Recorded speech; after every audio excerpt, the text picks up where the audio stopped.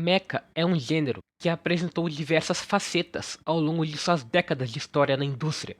A princípio, o gênero começou sendo guiado por Tetsujin 28, o primeiro anime mecha lançado em 1960, adaptando um mangá dos anos 50, que teve o primeiro robô gigante com uma forma mais ou menos humanoide, controlado externamente por um controle remoto, e uma estética mais dieselpunk.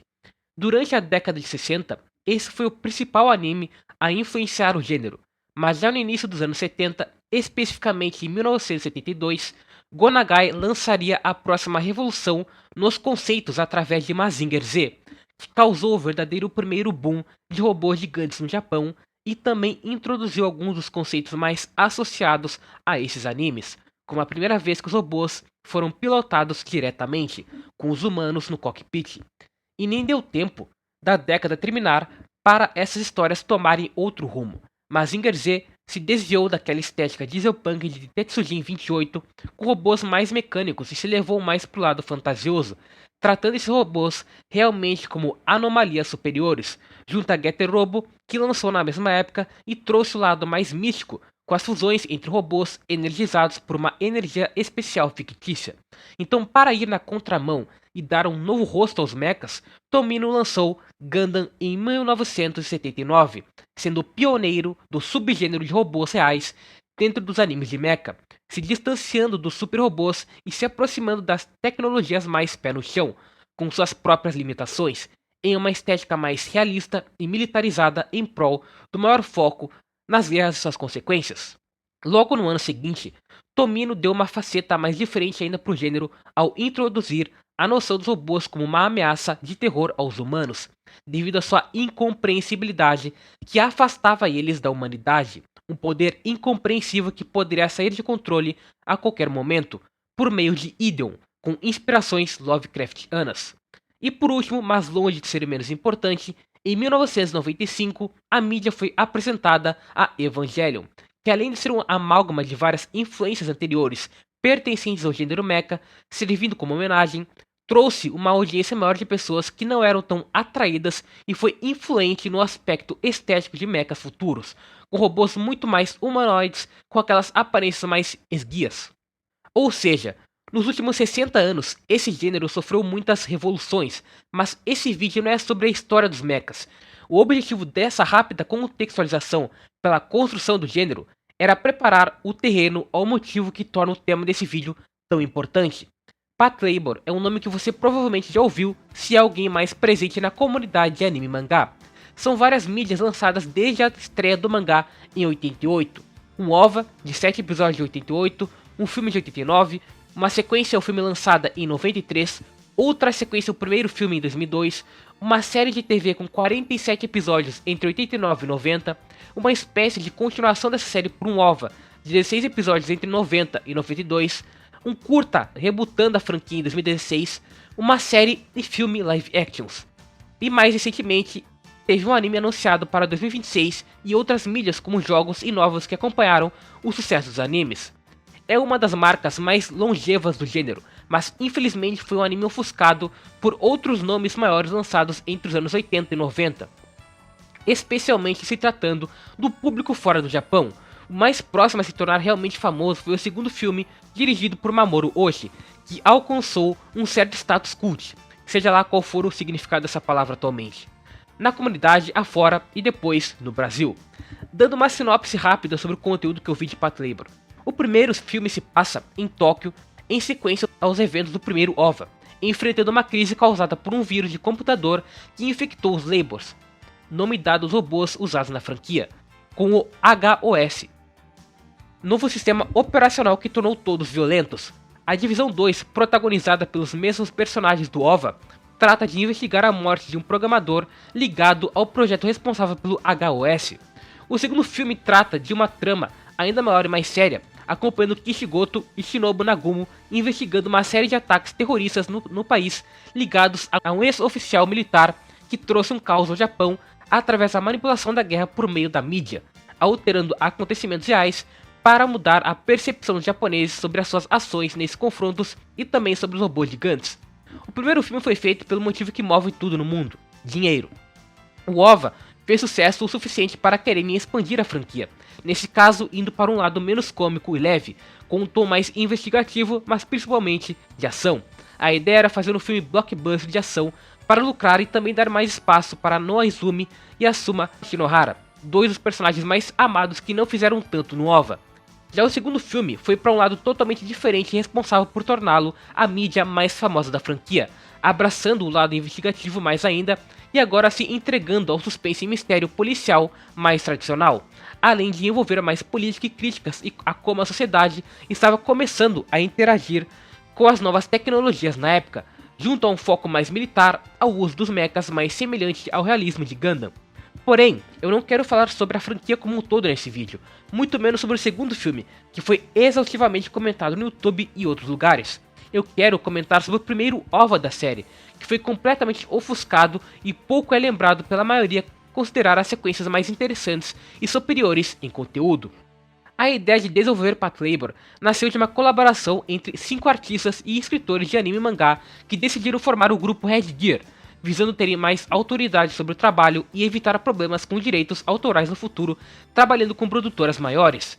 A equipe foi formada por Masami Yuki, o criador original da série que também criou Tetsuan Bird, outro mangá posteriormente adaptado em OVA na época relativamente popular, Akemi Takada, a responsável pelo design dos personagens do OVA, que também fez o design do elenco de Gatchaman, o precursor dos Tokusatsu, e o Taka Izubushi, responsável especificamente pelo design dos mechas, que também trabalhou na área visual de alguns Gundams como o Double Zeta, Senseishi Dumbini, que é outro anime do Tomino que mistura mecha e Sekai, Lodo Senki, Gazaraki, e nesse século foi quem dirigiu Hashefo. Kazunori Ito, responsável pelos roteiros dos episódios e também pelo roteiro de outros animes como Urusei Yatsura e alguns episódios de Dirt Pair e mesmo em Coco, e claro, Mamoru Oshii, já muito conhecido por Ghost in the Shell, Tenshin no Tamago, Goseso-sama, Jinro e afins. Esses 5 eram conhecidos da indústria, amigos mais próximos, muitas dessas amizades inclusive formadas no meio de produção da série dos filmes de Urusei Yatsura. O próprio Mamoru Oshii foi pensado para o projeto pelo seu ótimo tato com comédia e cotidiano visto no anime de 81. O objetivo da Red Gear, ao criar Patlabor, era trazer uma nova faceta em direção contrária à tendência iniciada por Tomino. A ideia dos mechas serem mais realistas e adequados ao mundo real era boa, mas ao mesmo tempo os enredos de Gundam ainda eram distantes da vida real de um humano médio, envolvendo guerras que escalavam a níveis espaciais e robôs que, apesar de mais militarizados e coerentes com a realidade, ainda estavam em um contexto de guerra contra outras raças em batalhas maiores. Por isso, o cerne da existência de Patlabor partia do propósito de aproximar mais a existência dos robôs gigantes a nós, seres humanos comuns, tornando eles mais mundanos ainda. A sinopse bruta do OVA de 88 é: em um futuro próximo, vulgo fim dos anos 90 na época, o avanço da tecnologia deu origem a robôs gigantes conhecidos como Labors, chamados assim por sua utilidade industrial. Isso acabou gerando crimes Labor, envolvendo justamente essas criações, resultando na necessidade de um novo ramo da polícia equipado e dedicado ao policiamento dos Labors. Em Patlabor, os robôs gigantes fazem literalmente parte do cotidiano de pessoas comuns. Qualquer um podia sair na rua e ver algum robô sendo usado para trabalho industrial ou em algum crime que precisava ser parado também usando outros desses robôs. A ideia desse anime era normalizar o anormal, e tirar essa imagem idealizada e distante dos robôs compartilhada por todos os animes anteriores, mesmo com suas diferenças. Isso é feito de diferentes formas, através do visual dos robôs, que são bem menos chamativos, mais padronizados, menos militarizados, com menos funções, gigantes, mas ainda menores do que o padrão visto no gênero. A maioria é bem parecida, na verdade, é realmente como se fossem só produtos de fábrica, sem tanta personalidade própria. Através dos nomes, Labor em português é literalmente trabalho, fazendo alusão ao uso em trabalhos industriais mais comuns, e os robôs utilizados pela divisão especial da polícia são chamados de Patlabors, uma mistura de patrol e labor, patrulha e trabalho. É bem claro o significado das nomenclaturas. Pode ser simples, mas eu acho bem legal para comunicar o propósito totalmente oposto ao que acontecia em outros animes do período. Além dessas formas, o que utilizaram para mostrar que Patlabor era diferente de tudo foi a fórmula utilizada nos episódios desse OVA e a estrutura deles como um todo. Até mais do que um anime de mecha, Patlabor era um anime sobre policiais. Focava no dia a dia da polícia com suas diversificadas burocracias, problemas internos de corrupção, dificuldades hierárquicas, uso da violência em contraste ao uso do pacifismo e, acima de tudo, nas ocorrências diárias de combate ao crime. Tudo isso era inserido no contexto de aventura episódica da semana. Cada episódio tinha algum vilão diferente roubando os Labors que precisava ser parado pela polícia. Quase sempre esse vilão era só alguém comum que nem apresentava tanto perigo. Então são episódios realmente mais leves e descontraídos que muitas vezes focam mais na interação dos personagens do que na ação com mechas. Patlabor faz parte de um subgênero particular da mídia que se destacou especialmente entre os anos 80 e 90, que hoje raramente é visto, pelo menos até onde eu sei.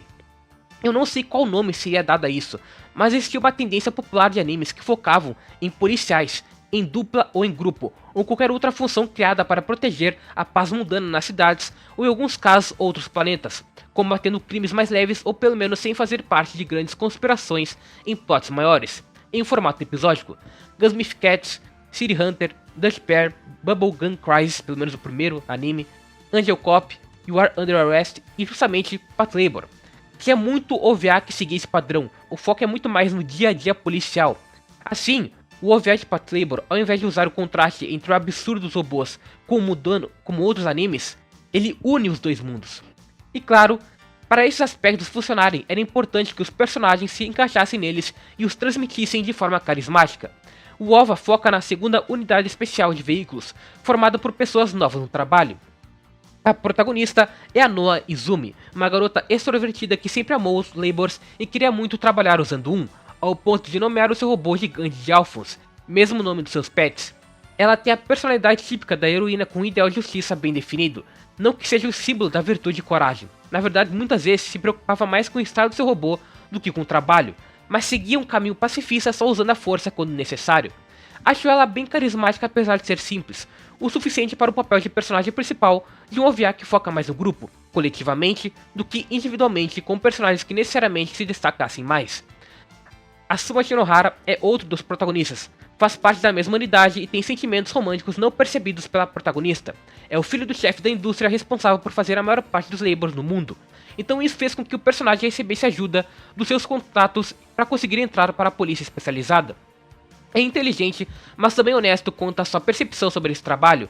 No início ele não queria muito estar ali e só estava por ser um caminho mais fácil, o oposto de Noa. Isao Ota é o membro mais imprevisível do grupo, o mais imprudente que constantemente leva a situações inesperadas e usadas por humor no OVA. Ele ama armas e é basicamente essa a motivação para ele entrar na unidade. Queria usar armas por serem legais e por ele achar que a polícia se resumia a isso. Mikako Shinji é o mais próximo do nerd na unidade. Além de ter conhecimentos de programação, é temperamental e facilmente se irrita quando fazem alguma piada com ele ou com sua esposa. É nesses momentos que ele é levado mais a sério pelo resto. Hiromi Yamazaki, exatamente o tipo de personagem que aparenta ser, o mais brutamonte da equipe em aparência, mas também a pessoa mais gentil e tímida. Normalmente até cozinhando como passatempo, levando a algumas boas piadas como no primeiro episódio em sua primeira conversa com Asuma. Kishigoto comumente aparece como alguém apático e despojado, mas é o membro mais capaz da sua divisão, sendo o capitão. Quase sempre, o personagem está à frente das investigações e traz mais maturidade, justificando seu protagonismo no filme mais sério da franquia. Shinobu Nagumo é a capitã da primeira divisão. Calma e extremamente habilidosa, se mostra melhor do que os membros da segunda divisão em evitar os danos colaterais causados pelos Labors na cidade. Mesmo sendo respeitosa, sempre questiona quando percebe alguma injustiça cometida no meio da polícia.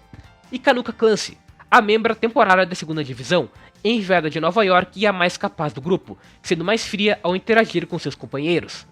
Eu amo a relação dos personagens nesse OVA. Todos possuem personalidades mais simples e diretas ao ponto, mas diferentes o suficiente para tornar as interações mais legais. Cada um veio de um contexto de vida totalmente distante um do outro, com motivações próprias para entrarem na polícia. Alguns estavam lá por ser um trabalho que dá dinheiro, e outros por terem idealizado os robôs na infância. E é através dessas relações que os criadores mostraram como esses mechas podem se adaptar à nossa realidade. São quase como agentes secundários que ocasionalmente são usados pelo grupo. Tem uma conversa rápida, mas interessante, que encapsula bem essa ideia. Que o Goto avisa os novos recrutas que aquilo não é como Mazinger Z e Dangayo, em que os mechas são super robôs e os pilotos são heróis irados. É mais ou menos esse o diálogo. Mostra bem o papel de Patlabor em ir na contramão disso e transformar os protagonistas simplesmente em pessoas comuns, trabalhadores, policiais cumprindo seus papéis cotidianos. Outra cena que mostra bem o quanto para esse anime e para esse personagem os mechas não são a única coisa que importa é na conclusão do primeiro episódio. A Noa finalmente consegue parar o vilão e eles estão prontos para lutar. O que se esperaria era uma sequência de ação legal, bem animada para fechar esse caso. Mas o anime ignora essa luta e a transforma em uma cena de comédia da Noa brava com os danos que eles causaram aos Laborers e batendo neles. O anime opta pela comédia ao invés de optar pelas lutas mais impressionantes. Junto a isso, os danos colaterais mais enfatizados nos filmes aqui também são menos exagerados e destacados. Obviamente existem porque isso é uma questão a ser trabalhado pelos personagens, mas o foco não é total. Os episódios focam em lados diferentes da normalidade. O primeiro mostra mais das primeiras impressões daquele grupo com o mundo policial e interagindo entre si, terminando com uma ocorrência urbana simples de um labor que foi roubado. O segundo episódio foca na introdução de uma estrangeira ao grupo e na proteção de pessoas importantes contra a tentativa de ataque terrorista que acontece com a participação de uma velhinha que parecia inocente. O terceiro episódio foca em explicar a existência de um kaiju e termina sendo resolvido por uma interação rápida entre Yamazaki e ele. O quarto episódio é uma história de fantasma, para mostrar como o grupo lidaria com investigações mais complicadas e com as ordens de autoridades. O quinto e o sexto são os únicos a ter uma história maior, mostrando uma tentativa de golpe de estado roubando labors militares, mísseis nucleares e envolvendo a traição de um antigo amigo de Goto. E o sétimo episódio termina com mais uma ocorrência simples de roubo de labors feita por um trabalhador desesperado que só queria chegar ao nascimento do filho. Ou seja, esses episódios exploram muitas camadas da vida de pessoas comuns. Vemos como essas pessoas enxergam os kaijus no contato com o mito feito no terceiro episódio, além de escolher terminar esse conflito com um simples entendimento entre um humano e o monstro ao invés de optar por uma luta mais espalhafatosa. Vemos a presença do terrorismo que pode surpreender o trabalho dos policiais e a cooperatividade entre nações, especialmente entre Estados Unidos e Japão, que era mais forte ainda nesse período. Vemos uma tradicional história de fantasma que permeia qualquer tipo de grupo de amigos que vai passar um tempo fora em algum lugar. Só 2 episódios fogem mais dessa normalidade, mas mesmo assim, ainda é resolvido de um jeito mais simples do que é visto em Patlabor 2, por exemplo, numa escala para uma conspiração maior envolvendo críticas sociais. Essa simplicidade é divertida. O que vendeu a franquia para o Japão foi o carisma dos seus personagens e como ele era suficiente para tornar interessantes os acontecimentos mais normais, que às vezes nem eram resolvidos diretamente pela presença dos mechas. Aliás, esqueci de mencionar esse detalhe antes. Os mechas no OVA de Patlabor não voam, não possuem nenhum tipo de asa ou propulsor para isso. O segundo episódio mesmo começa com a Noa sonhando com um novo modelo que pudesse voar. A esse ponto da indústria, já era muito raro ver um robô gigante que não voasse, e o OVA fez questão de mostrar como isso ainda era um, literal, sonho distante por meio de um dos seus personagens. Repito o que eu disse em outras ocasiões. Evangelion é rotulado como um tal mecha que não é sobre os mechas, mas sim sobre os personagens. Algo semelhante também aconteceu com Code Geass, que foi o mecha mais popular recente. Isso diz muito sobre o estado atual do gênero. Mas na verdade, além de mechas até mais exagerados e fantasiosos também se encaixarem em uma descrição dessas, Patlabor, acima de tudo, estava levando isso mais a sério ainda, no fim dos anos 80. Os mechas simplesmente fazem parte daquele cenário e são tratados com normalidade. O que importa mesmo é a vida daqueles personagens, a mundanidade delas, suas motivações pessoais. Esse é o charme do OVA de Patlabor, tratado como inferior em comparação ao segundo filme e ofuscado até pelo primeiro lançado, mas talvez até mais interessante a ideia do que ambos. O filme do Oshi é um dos meus favoritos de anime no geral. Eu amo como ele executa suas analogias políticas com a realidade e dá um novo propósito aos mechas daquele universo. Não tenho críticas a isso, mas às vezes também é bom assistir um anime com mechas que é mais tranquilo, leve, menos exagerado, menos voltado para o realismo também militarizado, que afeta até o design de personagens, como ocorreu com as mudanças neles entre o OVA e o segundo filme. Vejo mais coragem na ideia do OVA original mesmo. Enfim, eu nem planejava fazer um vídeo sobre Patlabor, só acabei tendo vontade de assistir mais a franquia do nada, e porventura resultou nisso que vocês assistiram. É isso.